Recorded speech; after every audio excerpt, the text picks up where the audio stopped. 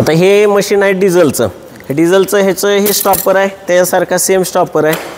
तर ह्याची मी पहिल्यापासून तुम्हाला माहिती सांगतो. हे मशीन डिझेल इंजिनमध्ये येतं.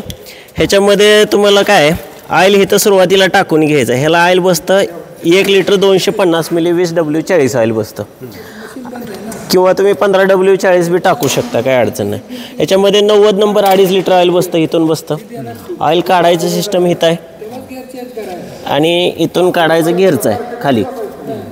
आता ह्याच्यामध्ये चालू जर करायचं असेल आपल्याला तर काय करावं लागतं, सुरुवातीला ऑइल बदली म्हणजे चेक करून घ्यायचं आहे. त्यानंतर हे एअर फिल्टरचं ऑइल अगोदर टाकून घ्यायचं ह्याच्यामध्ये.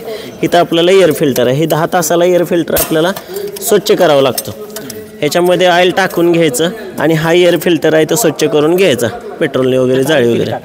ह्याच्यामध्ये एक थोडं 200 मिली 100 मिली टाकून घेतलं तरी चालतं, फक्त धुळा साचायसाठी असतं ते ऑइल. ह्याचं ऑइलचं काही असं माप टाकावं असं काही नसतं, फक्त धुळा त्याला चिटकून बसतो. आता ह्याच्यानंतर पुढची प्रोसेस काय, ऑइल वगैरे सगळं व्यवस्थित तुम्ही केलं. त्यानंतर डिझेल टाकून घ्यायचं. डिझेलची टाकी 4-4.5 लिटरची टाकी आहे. त्यानंतर बॅटरीच्या वायरा वगैरे जोडलेल्या आहेत, नसतेले जोडले तर हे जोडून घ्यायच्या. आणि ही स्टॉपरचे कधी कधी मशीन नवीन असतं त्यावेळेस जोडलेलं नसते वायर, आणि शेतकऱ्याला वाटतं मग चालू का होत नाही. मग ही स्टॉपरची वायर आहे की अशी ही स्टॉपर दाबल्यानंतर असं वरती आला पाहिजे, ते लूज नको. हे जर लूज असेल तर मशीन चालू होणार नाही. आणि हा स्टॉपर जर नकोच असेल तुम्हाला तर हे स्प्रिंग काढून ठेवली का काढून ठेवता आहे. स्टॉपर जोडायचा असेल तुम्हाला तर ही स्टॉपरची वायर आहे, ही थोडी पट्टी अशी दाबून इथं नट अशा पद्धतीनं टाईट करून घ्यायचा आहे. त्यानंतर तुमचं ॲक्सिलेटर आहे, इथं ॲक्सिलेटर थोडा वाढवलेला पाहिजे निम्याच्यावर. चालू करताना बॅटरीच्या वायरी व्यवस्थित जोडून घ्यायच्या, स्टॉपर दाबून घ्यायचा. आणि मशीन शक्यतो न्यूट्रल अवस्थेत पाहिजे चालू करताना. कुठलंही मशीन न्यूट्रल असायला पाहिजे. आणि चालू करताना इथं चावी दिलेलं आहे, चावी द्यायची, चालू होतं. आता कदाचित बॅटरी जर समजा म्हणजे डीम असेल तर ही घोडा दाबून स्टार्टर फिरवल्यानंतर फिरत असणाऱ्या स्टार्टरमध्ये ही घोडा सोडून द्यायचा, चालू होते मशीन. आणि चार्जिंग नसेल तर आपली बॅटरी कशावर बी चार्जिंग करता येते, पंपाच्या बॅटरीवर ह्याच्यावर त्याच्यावर चार्जिंग करता येते. आता ह्याच्यामध्ये दुसरी माहिती अशी, ह्याची सिस्टम त्याच्यापेक्षा वेगळी आहे त्या मशीनपेक्षा.